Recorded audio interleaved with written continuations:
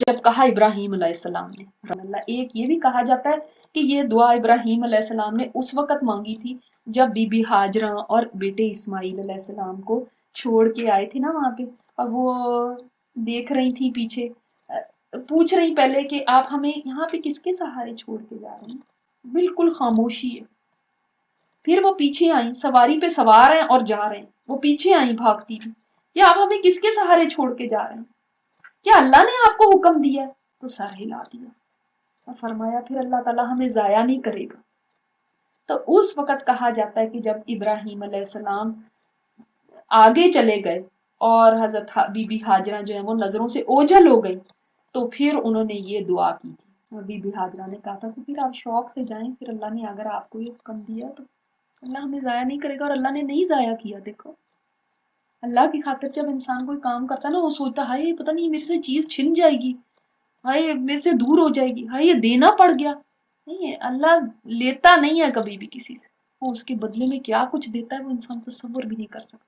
اور اللہ اس کے رہنے والوں کو بہت وافر رزق عطا فرما۔ رزق میں اس لیے کہہ رہی ہوں کہ ثمرات میں نے جیسے آپ کو بتایا کہ ساری چیزیں آ جاتی ہیں، ہر چیز کے پھل آ جاتے ہیں، ہر چیز کا رزق بھی ہو گیا، عمدہ رزق بھی ہو گیا، ظاہر ہے پھل تو ہیں ہی ہیں، فروٹس تو ہیں ہی ہیں، عمدہ رزق، ہر طرح کا عمدہ رزق اللہ تعالیٰ ان کو باہم پہنچا، تمام ضروریات زندگی اس میں داخل ہو گئی، ٹھیک ہے، کیونکہ یہاں کی زمین جو تھی نا، اس میں یہ فرٹائل نہیں ہے، اس میں کاشتکاری نہیں ہو سکتی۔ دیکھیں آپ وہاں پہ ریت ہی ریت ہے، نہ کوئی فیکٹریاں لگ سکتی ہیں، لیکن سبحان اللہ ابراہیم علیہ السلام کی دعا نسلوں تک چل رہی ہے کہ آج بھی دنیا بھر میں پیدا ہونے والی جو بھی چیزیں ہیں نا وہاں یہاں سے مل جاتی ہیں۔ تو یہ انہوں نے دعا کی تھی، وہ ایمان لائے ان میں سے اللہ پر اور آخرت کے دن پر، اے اللہ ان کو دیں۔ کیوں انہوں نے یہ فرمایا؟ اس لیے کہ اللہ تعالیٰ نے فرما دیا تھا کہ میرا عہد ظالموں کے ساتھ نہیں ہے۔ اس میں ایک اشارہ یہ بھی تھا کہ اے ابراہیم آپ کی ذریت میں سے ظالم بھی پیدا ہوں گے۔ یہاں پہ وہ کیا دعا کریں، ایک تو یہ پتہ چل گیا کہ اللہ تعالیٰ نے ان کے لیے، ظالموں کے لیے یہ عہد نہیں رکھا، اللہ تعالیٰ نے ان کو ایکسکلوڈ کیا ہے۔ اب بندگی کی انتہا دیکھیں، عاجزی کی انتہا دیکھیں کہ اللہ پھر مجھے بھی ثمرات کس کے لیے چاہیے؟ جو تجھ پہ ایمان لانے والے اور جو آخرت کے دن پہ ایمان لانے والے، میں ان کے لیے یہ دعا مانگتا ہوں، اے اللہ ان کو دینا، میں بھی ظالموں کے لیے نہیں مانگتا۔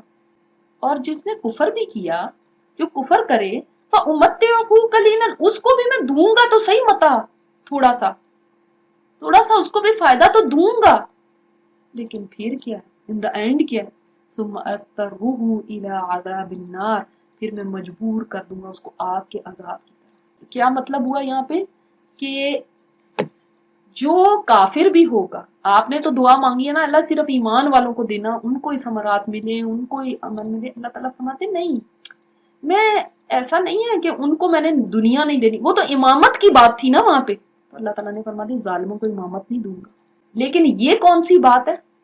یہ ہے رزق روزی کی، دنیا کی فائدوں کی، اللہ تعالیٰ نے فرمایا وہ میں دوں گا، اس لیے کہ امامت اور چیز ہے، ہدایت اور چیز ہے، اور دنیا کے یہ معاش، کھانا پینا، یہ سب چیزیں یہ اور چیز ہے، اصل نعمت تو وہی ہے، یہ تو دنیا میں برتنے کی چیزیں ہیں۔ ظاہر ہے اللہ تعالیٰ نے امتحان لینا ہے تو امتحان کے لیے آپ دیکھیں ایک کوئی کمرہ امتحان بھی ہوتا ہے، کاغذ پینسل بھی دی جاتی ہے، کرسی میز بھی دی جاتی ہے، دیتے ہیں نا اسٹوڈنٹ کو، یہ نہیں کہتے تم نے فیل ہونا ہے اس لیے تمہیں کچھ نہیں دیں گے، دیتے ہیں، تو بعد میں اس جو ایگزام کرے گا جیسا کرے گا اس کے اوپر اس کا ریزلٹ ہے، لیکن ابھی ایگزامینیشن ہال میں سب چیزیں سب کو برابر مل رہی ہیں۔ تو جس نے کفر کیا اس کو بھی میں فائدہ دوں گا، یہاں پہ قلیلاً سے یہ مت سمجھیے گا کہ تھوڑا سا فائدہ دوں گا، اس کو میں نے زیادہ دولت نہیں دینی، یہ نہیں ہے مطلب، یہ مطلب بالکل نہیں ہے۔ قلیلاً کا مطلب یہ ہے یہاں پہ کہ میں اس کو تھوڑا فائدہ دوں گا، یعنی یہ دنیا کا فائدہ جو ہے نا یہ تھوڑا سا ہی ہے، ٹھیک ہے، ہو سکتا ہے اس کو بے شمار دولت اللہ تعالیٰ دے دے، بے شمار دولت، دنیا کی ساری دولت دے دے، لیکن یاد رکھو وہ بھی تو قلیل ہے، آخرت کے مقابلے میں کیا ہے دنیا، کتنی تھوڑی ہے۔ یہ آپ صلی اللہ علیہ وسلم نے انگلی سمندر میں ڈال کے نکالی تھی تو جتنی انگلی پہ پانی لگ گیا یہ دنیا ہے، اور آخرت یہ سمندر کے برابر، تو پھر اس کے فائدے کتنے ہوں گے، زیادہ کہ تھوڑے؟ ایک روایت آتی ہے موسیٰ علیہ السلام نے عرض کیا، آپ صلی اللہ علیہ وسلم نے یہ فرمایا، حدیث ہے کہ موسیٰ علیہ السلام نے عرض کیا اے میرے رب آپ اپنے مومن بندوں کو قلیل دنیا کیوں دیتے ہیں؟ تھوڑی ان کے پاس بےچارے غریب ہوتے ہیں کبھی کہیں. تو موسیٰ علیہ السلام کو اللہ تعالیٰ نے جنت دکھائی. انہوں نے عرض کیا اے میرے رب تیری عظمت اور تیرے جلال کی قسم اگر ایک آدمی کے دونوں ہاتھ اور دونوں پاؤں کٹے ہوئے ہوں اور اس کو پیدائش کے دن سے لے کے ساری عمر چہرے کے بل گھسیٹا جائے لیکن اس کا انجام یہ جنت ہو، یہ گھر اور اس کی نعمتیں ہوں، تو اس آدمی کا حال یہ ہے گویا اس نے کبھی کوئی تکلیف دیکھی نہیں، گویا اس کو سب کچھ مل گیا، اس کو سب مل گیا، سب مل گیا. پھر انہوں نے عرض کیا اے میرے رب آپ اپنے ساتھ کفر کرنے والے بندے کو اتنی فراغی اتنی دنیا کیوں عطا کرتے ہیں؟ تب ان کو جہنم دکھائی دے. انہوں نے عرض کیا ہے میرے رب اگر دنیا میں کافر پیدائش کے دن سے قیامت تک زندہ رہے نا، قیامت تک، یہ 60-70 سال کی زندگی نہیں، قیامت تک زندہ رہے اور عیش کرتا رہے، لیکن اس کا انجام اگر یہ ہوگا تو اس کا حال یہ جیسے اس کو کبھی کوئی بھلائی ملی ہی نہیں، اس نے دیکھی ہی نہیں. یہ مسند احمد کی روایت. پھر میں اس کو آگ کی طرف، آگ کے عذاب کی طرف گھسیٹوں گا، اس طرف مجبور کروں گا. تو پھر اس نے کیا فائدہ ہوا اس کو اس دنیا کا جو کچھ اس کو ملا تھا؟ بتائیں کتنی بھی مل گئی تو کیا وہ قلیل نہیں تھی؟ کہاں وہ 60-70-80-100 سال کی چلو زندگی، اور کہاں کبھی نہ ختم ہونے والا وقت آگ میں کٹنا، اس کو کامیاب کہیں گے کیا؟ وہ بئس المصیر، اور بہت ہی بری لوٹنے کی جگہ، جس کو اللہ پاک فرما دے یہ بری لوٹنے کی جگہ تو وہ کتنی بری جگہ. اور جب بلند کر رہے تھے ابراہیم علیہ السلام اور اسماعیل علیہ السلام اس گھر کی فاؤنڈیشن کے اوپر، بنیادوں کے اوپر تعمیر کر رہے تھے، کنسٹرکشن کر رہے تھے، دیواریں بلند کر رہے تھے، اس سے کیا پتا چلتا ہے کہ آلریڈی وہاں پہ بنیادیں تھیں. ایسا نہیں ہے کہ بنیادیں ابراہیم علیہ السلام نے کوئی نیا ہی گھر وہاں پہ بنایا تھا، بنیادیں آلریڈی تھیں، انہوں نے صرف اس کے اوپر کنسٹرکٹ کیا. اسی لیے میں نے آپ کو جو بات بتائی ہے نا کہ ابراہیم علیہ السلام نے اپنے بیٹے سے کہا کہ پھر اللہ تعالیٰ نے یہ حکم دیا ہے کہ یہاں پہ یہ اللہ کے گھر کو تعمیر کیا جائے، تو اس کا حدود اربا جو تھا کہ کدھر ڈائمینشنز ہوں گی کیا ہوں گی، یہ ابراہیم علیہ السلام کو بتا دیے گئے تھے. تو جب انہوں نے کھدائی کی تو نیچے سے بنیادیں نکل آئی تھیں، پھر انہوں نے اس کے اوپر کنسٹرکشن کی. اللہ کا گھر ہسٹری میں ہے کہ 10 ٹائمز تعمیر ہوا. سب سے پہلے اس کو فرشتوں نے بنایا تھا، یہ سب سے پہلا گھر تھا اللہ کا زمین کے اوپر. پھر آدم علیہ السلام نے بنایا، پھر شیس علیہ السلام نے، پھر طوفان نوح میں یہ گر گیا تھا تو اس کے بعد پھر یہ گرا ہی رہا تھا، مطلب یہاں پہ ایک ٹیلا سا تھا تو لیکن کوئی ایسا نہیں تھا کہ کوئی اللہ کا گھر بناؤ. اس کے بعد پھر ابراہیم علیہ السلام نے، پھر قوم عمالقہ نے، پھر جرہم قبیلے نے، پھر قصی بن کلاب جو آپ صلی اللہ علیہ وسلم کے جد امجد میں سے ہیں انہوں نے، پھر قریش نے، پھر عبداللہ بن زبیر نے آپ صلی اللہ علیہ وسلم کے بعد، پھر حجاج بن یوسف نے. اے ہمارے رب تو ہم سے قبول کر لینا. دونوں مل کے دعائیں کر رہے ہیں کہ اللہ ہم سے قبول کر لینا. اتنی مشقت کا کام ہے، دیکھیں اٹس ناٹ ایزی کوئی جگہ پہ کنسٹرکشن کرنا، اور وہ بھی 2 لوگوں، صرف کوئی ان کے پاس ایک مزدوروں کی فوج تو تھی نہیں، 2 لوگ تھے صرف. انہوں نے یہ نہیں کہا اللہ تو نے مجھے امام بنا دیا اب میں یہ بھی کام کروں، اتنی مشقت والا کام، میں بوڑھا آدمی ہوں، میرے پاس کوئی چیزیں ہیں، کوئی کرین نہیں ہے، کوئی اٹھانے کے لیے چیزیں نہیں ہیں. نہیں، امام ہے لیکن اپنے ہاتھوں سے کعبۃ اللہ کی تعمیر کر رہے ہیں. تعمیر کرتے ہوئے کیا کہہ رہے ہیں؟ اے اللہ ہم سے قبول کر لیں. وہی انسان کہہ سکتا ہے کہ جس کو یہ فکر لگی ہو قبولیت کی کہ اللہ پتہ نہیں قبول ہو کہ نہ ہو. دیکھیں ایک بندہ جس کو بہت زوم ہو کہ میرے پاس تو بڑی نیکیاں ہیں اور میں نے اتنا کچھ کیا ہے، میں نے اتنی قربانیاں دی، میں نے فلاں کیا، ہم تو چھوٹی چھوٹی نیکیاں کر کے ہی سوچتے ہیں نا اب اور ہم نے کیا کرنا ہے، ہم نے تو سارا کچھ ہی کر لیا. اتنی نیکیاں کر کے بھی، اتنی قربانیاں دے کے بھی کعبۃ اللہ کی تعمیر کر رہے ہیں، تو کہہ رہے ہیں کہ اے اللہ اس کام کو، اس عمل کو ہم سے قبول کر لینا. ان کو قبولیت کی کتنی فکر لگی ہوئی ہے. لیکن دیکھیں جو اللہ تعالیٰ کا سننا ہے نا اور ہمارے سننے میں بہت فرق ہے. اللہ تعالیٰ جو سنتا ہے تو وہ صرف انسان کی ظاہر بات کو، آواز کو نہیں سنتا، اس کے دل کی باتوں کو بھی سننے والا ہے، اس کی التجاؤں کو بھی سننے والا ہے، اور جاننے والا بھی ہے. تو ہی اکیلا، تیرے علاوہ کوئی ایسا جاننے والا نہیں ہے. اب انہی کی دعا کی آگے کنٹینیویشن ہے. اے ہمارے رب بنا دے ہم کو فرما بردار، ہم دونوں کو فرما بردار اپنے لیے. اب دیکھیں وہ کتنے فرما بردار آلریڈی ہیں لیکن دعا مانگ رہے ہیں اللہ تعالیٰ سے، اس لیے کہ انسان کو ہمیشہ اس چیز کی ضرورت رہتی ہے کہ وہ اللہ تعالیٰ سے دعا مانگتا رہے. انسان کو پتہ نہیں نہ ہوتا کہ آج اللہ کا فرمانبردار ہے، کل حالات کیسے ہوں، کل ایمان کا لیول کیا ہو. تو یعنی اس کو قائم رکھنا، ہمیں بنائے رکھنا، ہمیں اس پہ استقامت عطا فرمانا، ہمیں جمائے رکھنا. کتنا انسان کو پتا چلتا نا کہ دیکھو اتنے اونچے مقام پہ بھی پہنچ کے یہ ڈر رکھتے ہیں کہ اللہ پتہ نہیں یہ نہ ہو کہ قبول ہی نہ ہو ہم سے، اے اللہ پتہ نہیں یہ نہ ہو کہ کل کو کیا حالات ہو. اللہ ہمیں ہمیشہ فرما بردار رکھنا. تو ہم سب کو کتنا زیادہ اس میں ڈرتے رہنا چاہیے کہ آج تو اللہ نے مجھے توفیق دی ہے کہ میں کچھ سیکھ رہی ہوں یا کچھ سمجھ رہی ہوں یا کوئی بات کر رہی ہوں یا ہدایت کی طرف آ رہی ہوں. اے اللہ کل کو میری کسی غلطی کی وجہ سے، میری کسی بات کی وجہ سے ایسا نہ کہیں ہو کہ مجھ سے یہ توفیق چھن جائے. کبھی بھی فخر نہ کریں، کبھی غرور نہ کریں اپنے کسی نیکی پہ، اور کبھی اپنی نیکی کو کافی نہ سمجھیں. جو کافی سمجھتا ہوگا وہ یہ نہیں کہے گا ربنا تقبل منا. دیکھیں اتنی نیکیاں کر کے بھی انہوں نے کافی نہیں سمجھا.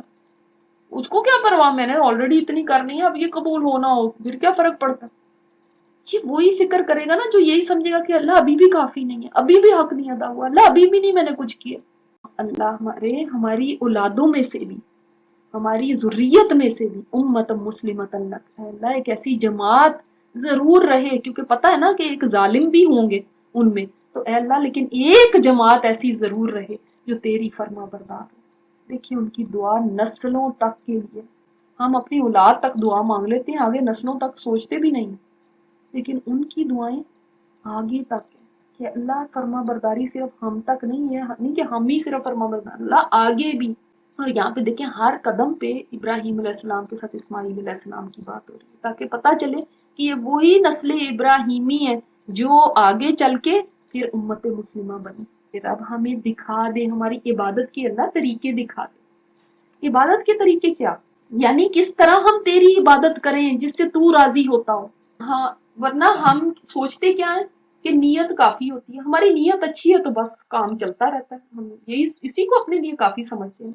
صرف بولنے سے، نیتیں رکھنے سے کام نہیں چلے گا جب تک آپ اللہ کی مرضی کے مطابق جیسا طریقہ اس کو پسند ہے اس کے مطابق اس کی عبادت نہ کریں. وہ کہہ رہے ہیں کہ ہمیں اللہ دکھا دے. اب اللہ تعالیٰ کیسے دکھائے گا؟ ہو سکتا ہے خواب میں دکھا دے، ہو سکتا ہے جبرائیل علیہ السلام آ کے سکھا دیں، جیسے جبرائیل علیہ السلام نے پتہ ہے نا نبی کریم صلی اللہ علیہ وسلم کو آ کے نماز سکھائی تھی، پڑھ کے دکھائی تھی. تو اللہ ہمیں دکھا دینا اللہ ایسے تاکہ ہم ویسے ہی کریں. مان ہو جا، ہماری توبہ کو قبول کر لے. اللہ کا گھر بنایا، کہہ رہے ہیں ہماری توبہ قبول کر لینا، ہم پر مہربان ہو جانا. ہمیں تو کوئی کہے کہ توبہ کر لو تو ہم کہتے ہیں ہم نے کون سا ایسا گناہ کیا جس پہ توبہ کریں. اور اگر کوئی ہم 2-4 نیکی کے کام کر رہے ہیں پھر تو ہمیں سمجھ ہی نہیں آتی کہ ہم توبہ استغفار کریں کس بات پہ. ہم کون سا کچھ کرتے ہیں، ہم کیا کر رہے ہیں جو ہم توبہ کریں. کیا ہے میں نے یہ کعبہ کی تعمیر کر کے کہہ رہے ہیں کہ اللہ توبہ لینا، اس لیے کہ کوئی نیکی بھی انسان کرتا ہے نا تو اس میں پتہ نہیں کتنی کمیاں رہ جاتی ہیں، کتنی کوتاہیاں رہ جاتی ہیں، کتنی ظاہر ہے اللہ تعالیٰ کی جیسے شایان شان کام ہونا چاہیے ویسے تو انسان کبھی نہیں کر سکتا، چاہے پیغمبر ہی کیوں نہ ہو. ہاں ہمارے جیسوں کو تو پتہ نہیں، میں کہتی ہوں نماز پڑھ کے بھی روزہ رکھ کے بھی توبہ ہی کرنی چاہیے کہ اللہ جو ہماری نمازوں کے حال ہیں اور جو ہماری اور عبادات کے حال ہیں بے شک تو ہی ہے، تو توبہ قبول کرنے والا تواب، یعنی بہت زیادہ توبہ قبول کرنے والا، بار بار توبہ قبول کرنے والا، اور رحیم بار بار رحم کرنے والا. دعا ہے رسول کے لیے کہ اے اللہ بھیج ان میں کن میں ان یعنی اسماعیل علیہ السلام کی اولاد میں سے ہی مانگے ہیں نا ایک رسول، منہم ان میں سے. اب یہ یہود کے لیے بھی ایک بات ہے کہ ان کو بھی یہ سمجھ آ جائے کہ ابراہیم علیہ السلام نے تو خود دعا مانگی تھی کہ ان میں سے ایک رسول بھیج. اب بنی اسماعیل میں سے ہی رسول آئے گا، پھر یہ کہنے کی کیا ضرورت ہے کہ ہم میں سے نہیں آیا تو اس لیے ہم نے نہیں مانا. ان کی یہ دعا تھی کہ اللہ آخری نبی ان میں بھیج، ان میں ایک رسول بھیج جو منہم انہی میں سے ہو. اس لیے کہ جو جن لوگوں میں سے ہوتا ہے نا وہ بہت اچھی طریقے سے جانتا ہے کہ ان لوگوں کی ان عادات کیا ہیں، اطوار کیا ہیں، ان کی ہسٹری کیا ہے، ان کا کلچر کیا ہے، ان کی زبان کیا ہے، یہ سب چیزیں جانتا ہے نا. اب مثال کے طور پہ آپ ایک انگریز کو بھیج دیں کسی سندھ کے گاؤں میں اور اس کو کہیں گے وہاں پہ جا کے ان کو باتیں بتاؤ، کوئی تعلیم دو، تو کتنا کمیونیکیشن گیپ ہوگا. نہ وہ ان کو سمجھتا ہوگا بات، نہ اس کو پتا ہے کہ ان کا کلچر کیا ہے، نہ اس کو یہ پتا ہے کہ ان کے طور طریقے کیا ہیں، نہ اس کو پتا ان کی ذہنیت کیا ہوتی ہے، کیا چیزیں ان کے لیے اہم ہے کیا نہیں ہے، کتنا مشکل ہے نا اس کے لیے. تو اس لیے انہی میں سے بھیج جو ان کو انڈرسٹینڈ کرتا ہو، وہ پڑھے تیری آیتیں ان کے اوپر. اے اللہ ایسے ایک رسول کو بھیج جو تیری آیتیں ان کو پڑھ کے سنائے، یعنی تیرا کلام ان کو پڑھ کے سنائے، تلاوت کرے. اب تلاوت کا معنی تو آپ سمجھ چکے ہیں نا، فالو کرنا، پڑھنا ایسے کہ سمجھ بھی آ رہی ہو. اور اللہ ان کو تعلیم دے کتاب کی. تعلیم دینا الگ بات ہوتی ہے اور ویسے ایک بتانا الگ بات ہوتی ہے، ابھی ہم اس کے اوپر بھی بات کریں گے. لیکن دیکھیں آپ ایک بات کو غور کریں، وہ لوگ تو عربی تھے، ان کو تو کوئی، اب ہم سوچیں کہ ہم تعلیم لیں ہمیں تو کوئی لینگویج کا پرابلم ہے، ہم عربی نہیں جانتے. وہ تو عربی جانتے تھے، کیا ان کو صرف تلاوت کرنا ان کے سامنے کیا یہ کافی نہیں تھا؟ نہیں، تعلیم بھی ضروری تھی کہ اس کتاب کی تعلیم دی جائے. تعلیم دے کتاب کی اور حکمت کی. حکمت کیا ہے کہ کس طرح سے کتاب پہ عمل کیا جائے، یہ ہے حکمت. یہ عمل کس نے ہمیں کر کے بتایا؟ آپ صلی اللہ علیہ وسلم نے. عمل کے طریقے، عمل کیسے ہوگا، یہ سب حکمت ہے. جو اور کون ہے جو منہ موڑے ابراہیم علیہ السلام کے طریقے سے؟ وہی طریقہ تھا جس کو آپ صلی اللہ علیہ وسلم نے اپنایا. یعنی آپ صلی اللہ علیہ وسلم ابراہیم علیہ السلام کے طریقے پہ ہی تھے. تو جو تعلیم ابراہیم علیہ السلام نے دی تھی وہی آپ صلی اللہ علیہ وسلم نے دی. صلی اللہ علیہ وسلم لائے ہیں. اگر کوئی ان نبی کریم صلی اللہ علیہ وسلم کے پیغام کو ریجیکٹ کرتا ہے، اس سے منہ موڑتا ہے، اس سے دور ہوتا ہے، تو اس کا مطلب اس نے کس کے طریقے سے دوری اختیار کی؟ ابراہیم علیہ السلام کی. کیونکہ سیم ہے نا. یہ وہی کرے گا جو بے وقوف ہے، جو اپنے آپ کو جس نے بے وقوف بنایا. کیونکہ جو عقل والا ہوگا وہ تو کبھی ایسی حماقت کر نہیں سکتا. یہ لوگ کہتے تھے ہم ابراہیم علیہ السلام کے طریقے سے. کیا تم ابراہیم کے طریقے سے ہو جبکہ تم ان کی تعلیمات سے ہی منہ موڑ رہے ہو؟ یہ وہی تو تعلیمات ہیں. اور اسی وجہ سے ابراہیم کے طریقے کی وجہ سے ہی ہم نے ان کو کیا کیا؟ وَلَقَدْ اسْتَفَيْنَاهُ فِي الدُّنْيَا، ان کو ہم نے چن لیا اس دنیا میں. وَإِنَّهُ فِي الْآخِرَةِ لَمِنَ الصَّالِحِينَ، اور آخرت میں بھی وہ ضرور صالحین کے ساتھ ہوں گے. تمام نیکوں کی جماعت جو ہے نا، اس کو سم اپ کر کے کیا کہہ دیا گیا؟ صالحین، جس میں انبیاء بھی ہیں، شہداء بھی ہیں، صدیقین بھی ہیں. تو جو ابراہیم علیہ السلام کی کمپنی میں رہنا چاہتا ہے آخرت میں، اس کو صالحین میں سے ہونا پڑے گا، اس کو اپنے آپ کو ان میں شامل کرنا پڑے گا. تو ان کو ہم نے دنیا میں بھی چن لیا کہ دنیا میں بھی ان کو اپنا خلیل اللہ تعالیٰ نے بنایا. ہر مذہب والے ان کی قدر کرتے ہیں. امت مسلمہ میں ہر بندہ ان کے اوپر درود بھیجتا ہے جب درود ہم پڑھتے ہیں. تو کون ہے جو ان سے منہ موڑے ابراہیم علیہ السلام کے طریقے سے؟ مگر وہی ہو سکتا ہے جس نے اپنے آپ کو بے وقوف بنایا، کیونکہ ابراہیم کو تو ہم نے چن لیا تھا اس دنیا میں بھی اور آخرت میں بھی صالحین میں سے ہوں گے. تو جو ان کے طریقے سے پھرے گا تو دنیا میں بھی نہیں چنا جائے گا اور آخرت میں بھی صالحین میں سے نہیں ہوگا. اس کا مطلب ہے اذ قال له ربه اسلم. ان کا طریقہ کیا تھا ابراہیم علیہ السلام کا؟ کہ جب کبھی ان سے کہا ان کے رب نے اسلم، فرما بردار ہو جاؤ. جب اللہ تعالیٰ نے ان کو کوئی حکم دیا اور فرمایا کہ سر جھکا لو، اپنے آپ کو رب کے حوالے کر دو، تو کیا؟ قال اسلمت لرب العالمین، فوراً انہوں نے کہا. آپ دیکھیں مفسرین فرماتے ہیں کہ دیکھیں اسلم اور قالا کے درمیان نہ وا ہے، نہ سما ہے، نہ فا ہے، کچھ بھی نہیں ہے. فوراً آگے آیا قالا اسلمت لرب العالمین. کیوں؟ اس لیے کہ ابراہیم علیہ السلام ذرا سی دیر کے لیے سوچتے تک نہیں تھے اللہ کا حکم ماننے میں، اطاعت کرتے تھے. فوراً فرمایا اسلمت، میں نے مان لیا، میں نے سر جھکا دیا. کس کے لیے؟ لرب العالمین. یہ نہیں فرمایا اسلمت لکا، اللہ تیرے لیے میں فرما بردار ہو گیا، یہ بھی تو کہہ سکتے تھے. فرمایا لرب العالمین، یعنی رب العالمین کے لیے. یعنی اے اللہ تو اس لائق ہی ہے. ایک تو اس میں اللہ تعالیٰ کی تعریف بیان کر دی. نمبر 2 کیا ہے اس میں؟ کہ اللہ تو اس لائق ہے کہ تیری فرما برداری کی جائے. میں کیوں نہ تیری اطاعت کروں جبکہ تو تمام عالموں کا رب ہے. تو میرا تیری اطاعت کرنا کوئی بہت بڑے کوئی میرا احسان نہیں ہے، کوئی بہت بڑی بات نہیں ہے. اللہ میں کیوں نہ کروں، تو ہے ہی اس لائق. کتنی اس میں حمد بھی ہو گئی. کتنا پیارا کلام ہے ابراہیم علیہ السلام کا. اللہ تعالیٰ ہمیں ان کے نقش قدم پر چلنے کی توفیق عطا فرمائے اور اللہ تعالیٰ ہمیں اس طرح کی دعائیں کرنے کی توفیق عطا فرمائے جیسے ابراہیم علیہ السلام نے اپنے لیے اور اپنی اولاد کے لیے مانگی. اللہ ہمیں یہ دعائیں سکھا دے اور ہم سے وہ کام لے لے جو امت مسلمہ کے ذمے ہیں اب، اور وہ ہے اللہ کے دین کو آگے پہنچانا، اس کی کتاب کو عام کرنا، اس کی تعلیم دینا اور اس کی کتاب کی تلاوت کرنا. یہی 4 کام یہ جو آپ کی کلاس میں بھی کہے جاتے ہیں، یہی کام ہے. تلاوت کہ آپ یہ صحیح سے تجوید سیکھیں، حفظ کریں، تعلیم اس کتاب کی، اور حدیث بھی اس میں آ جاتی ہے.